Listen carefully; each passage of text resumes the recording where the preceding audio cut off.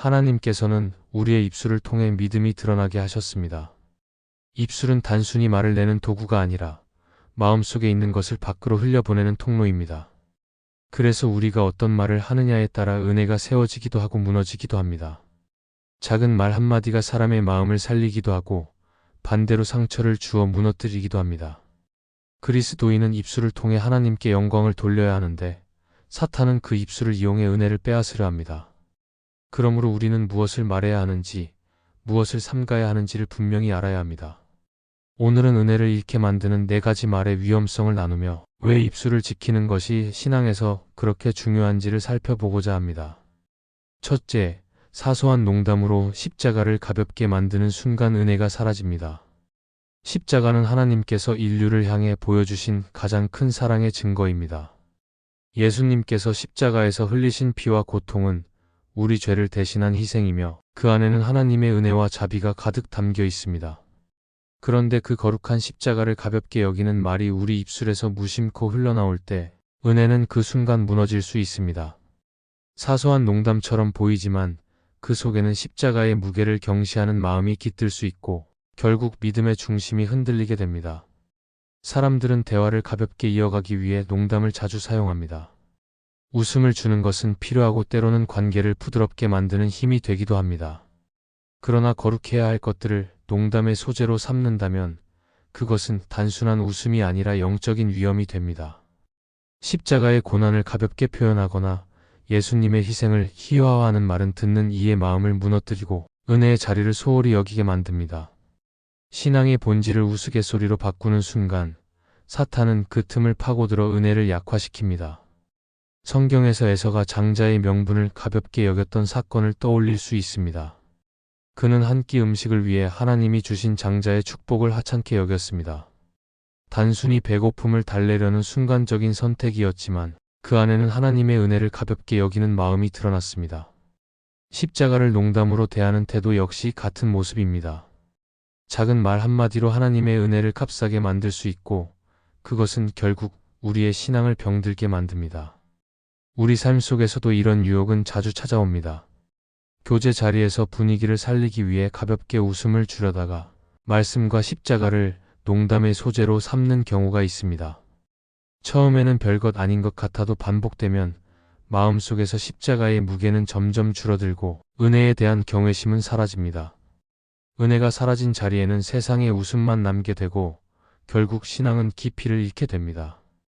그러므로 사소한 말 한마디라도 우리는 조심해야 합니다. 입술은 마음을 드러내는 창과 같습니다. 우리가 십자가를 농담으로 대한다는 것은 이미 마음속에서 그 의미를 가볍게 여기는 태도가 자리 잡았다는 뜻일 수 있습니다. 그러므로 입술을 지키는 것은 곧 마음을 지키는 것이며 마음을 지키는 것은 곧 신앙을 지키는 길입니다. 하나님은 우리의 입술이 은혜의 도구가 되기를 원하시고 십자가를 증언하는 통로가 되기를 원하십니다. 십자가를 농담으로 만드는 순간 은혜는 사라지지만 십자가를 경외하는 입술은 은혜를 더욱 풍성히 누리게 합니다. 그러므로 우리는 입술을 삼가야 합니다. 가벼운 웃음이 필요할 때도 있지만 그 웃음이 은혜를 해치지 않도록 지혜롭게 선택해야 합니다. 십자가는 농담의 소재가 아니라 우리가 목숨 다해 붙들어야 할 구원의 능력입니다. 우리의 입술이 늘 십자가를 존중하며 하나님께 영광을 돌릴 때 하나님은 그 삶 속에서 은혜를 더하여 주십니다. 둘째, 하나님의 영광을 사람의 공로로 돌리는 순간 은혜가 사라집니다. 하나님께서 하시는 일은 언제나 선하고 완전합니다. 우리가 가진 재능과 기회, 그리고 성취는 모두 하나님의 손길 아래 이루어진 결과입니다. 그러나 사람은 쉽게 이 진리를 잊고 자신을 드러내고 싶어 합니다. 무엇인가 잘 되었을 때 하나님께 영광을 돌리기보다 내 능력이나 지혜로 된 것처럼 말하는 순간 은혜는 점점 사라지고 교만이 그 자리를 대신합니다. 입술이 하나님을 높이지 않고 사람을 높일 때 신앙은 흔들리고 결국 영혼은 하나님과 멀어집니다. 이스라엘 백성은 출애굽 후 광야에서 하나님의 놀라운 기적을 경험했습니다. 하늘에서 만나가 내려오고 반석에서 물이 터져 나왔으며 불기둥과 구름 기둥으로 하나님이 그들을 인도하셨습니다. 그러나 시간이 지나자 그들은 하나님께서 하신 일을 잊고 자신들의 힘으로 여기까지 온 것처럼 교만하게 말했습니다. 이런 말은 곧 은혜를 가볍게 만드는 것이었고 결국 하나님 앞에서 불순종으로 이어졌습니다. 하나님의 영광을 자기 공로로 돌리는 순간 은혜는 떠나고 죄의 뿌리가 자라게 되는 것입니다. 우리도 일상에서 이런 실수를 자주 합니다. 직장에서 성과를 내거나 가정에서 일이 잘 풀리거나 교회 안에서 봉사가 열매를 맺을 때 그것이 하나님께서 주신 은혜임을 기억해야 합니다. 그러나 누군가의 칭찬을 받을 때마다 내 능력과 수고를 강조하거나 은근히 자신을 드러내고 싶을 때가 많습니다. 그 순간 입술에서 흘러나오는 말은 하나님께 영광을 돌리지 못하고 결국 내 공로를 자랑하는 말로 바뀝니다. 작은 말 한마디지만 그 속에 있는 교만은 은혜를 잃게 만드는 씨앗이 됩니다.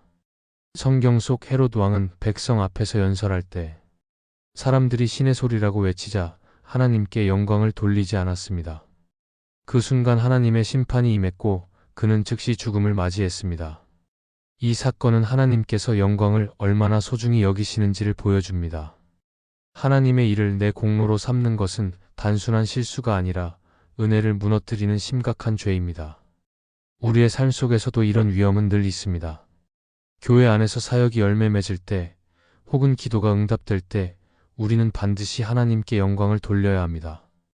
그러나 때때로 사람들의 시선이 두려워 하나님을 언급하기를 망설이기도 하고 세상의 기준에 맞추기 위해 내 능력을 강조하기도 합니다. 하지만 입술이 사람의 공로를 드러내는 순간 그 자리는 은혜가 아닌 교만의 자리가 됩니다. 하나님은 겸손한 자에게 은혜를 주시지만 교만한 자를 대적하십니다. 그러므로 우리는 입술을 삼가 하나님께만 영광을 돌려야 합니다. 사람은 누구나 인정받고 싶어 합니다. 하지만 그 인정이 하나님을 가리지 않도록 주의해야 합니다. 하나님께 받은 은혜를 내 공로로 바꾸지 않고 언제나 하나님을 높이는 태도를 지켜야 합니다. 작은 말 한마디라도 하나님을 향할 때 우리의 신앙은 더욱 견고해집니다. 반대로 작은 말 한마디가 하나님을 가리지 않게 할 때 은혜는 떠나고 결국 신앙은 메말라갑니다. 그러므로 우리가 삶에서 어떤 성취를 경험하든 반드시 기억해야 합니다. 모든 것은 하나님의 은혜로 된 것이며 우리의 입술은 그 은혜를 고백해야 합니다. 하나님께 영광을 돌리는 말이 우리의 언어가 될 때 하나님은 더 큰 은혜로 채워주십니다. 입술을 삼가고 은혜를 잃지 않도록 지키는 삶이 바로 하나님을 영화롭게 하는 길입니다. 셋째, 말씀을 듣고도 순종하지 않겠다고 말하는 순간 은혜가 사라집니다. 하나님은 말씀을 통해 우리의 삶을 비추시고 그 말씀에 순종할 때 은혜를 경험하게 하십니다. 말씀은 단순한 지식이나 교훈이 아니라 우리의 길을 인도하고 영혼을 살리는 생명의 빛입니다. 그러나 말씀을 들었음에도 불구하고 순종하지 않겠다고 입술로 말하는 순간 그 은혜는 우리 삶에서 멀어집니다. 하나님께서 주신 은혜의 기회를 스스로 밀어내는 것이며 결국 신앙의 성장은 멈추고 마음은 점점 강팍해지게 됩니다. 성경 속 이스라엘 백성을 떠올리면 이 진리를 분명히 알 수 있습니다. 그들은 광야에서 하나님의 말씀을 여러 차례 들었습니다. 만나를 주실 때, 안식일을 지키라고 하실 때, 약속의 땅으로 들어가기 전 율법을 주실 때 하나님은 분명히 순종을 요구하셨습니다. 그러나 백성들은 여러 번 입술로 불순종을 고백하며 하나님의 말씀을 따르지 않겠다고 반항했습니다. 그 결과 광야에서 많은 세대가 약속의 땅에 들어가지 못하고 죽음을 맞이했습니다. 입술의 말이 단순한 불평이 아니라 은혜를 잃게 만드는 불순종의 고백이었던 것입니다. 우리의 삶 속에서도 말씀을 듣는 기회는 많습니다. 주일마다 예배 자리에서 말씀을 듣고 개인적으로도 성경을 묵상하며 하나님께서 주시는 음성을 들을 수 있습니다. 그러나 듣는 것으로만 멈추고 행동하지 않으면 말씀의 능력은 우리 안에서 열매 맺지 못합니다. 더 나아가 순종하지 않겠다고 입술로 말할 때 하나님께서는 그 말씀을 통해 주시려 했던 은혜를 거두십니다. 말씀은 우리의 마음을 변화시키기 위해 주어진 것인데 순종하지 않겠다는 고백은 곧 은혜를 거절하는 행위이기 때문입니다. 예수님께서 산상수훈에서 말씀하시기를 주여 주여 하는 자마다 다 천국에 들어가는 것이 아니라고 하셨습니다.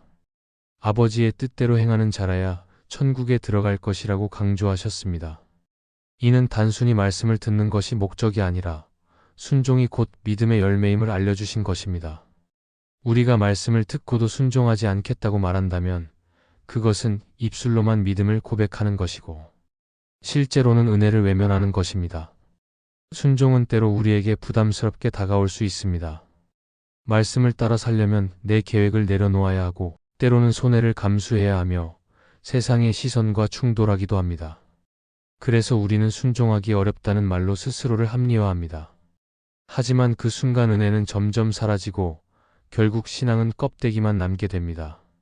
하나님은 우리가 순종할 때 은혜를 더하시고 순종을 통해 더 깊은 믿음의 세계로 이끄십니다. 야고보서에서도 말씀을 듣기만 하고 행하지 않는 자는 거울로 자기 얼굴을 보고 돌아서서 곧 잊어버리는 사람과 같다고 했습니다. 듣고도 순종하지 않겠다고 말하는 순간 우리는 말씀의 능력을 잃어버리고 은혜의 흔적도 잊게 됩니다. 하나님은 우리의 입술이 순종을 고백하기를 원하십니다. 작은 것부터 순종하려는 고백이 은혜의 문을 여는 열쇠가 됩니다. 그러므로 그리스도인은 말씀을 들을 때마다 순종의 결단을 입술로 고백해야 합니다. 순종하지 않겠다는 부정적인 말을 삼가고 주님 뜻대로 따르겠다고 고백해야 합니다. 하나님은 그 고백을 기뻐하시며 그 마음에 은혜를 더하여 주십니다.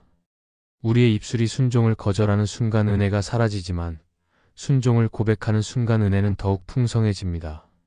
그러므로 우리는 입술을 지켜 은혜를 잃지 말고 말씀 앞에서 늘 순종을 선택하는 믿음의 길을 걸어야 합니다. 넷째, 나의 기준으로 다른 사람을 정죄하는 순간 은혜가 사라집니다.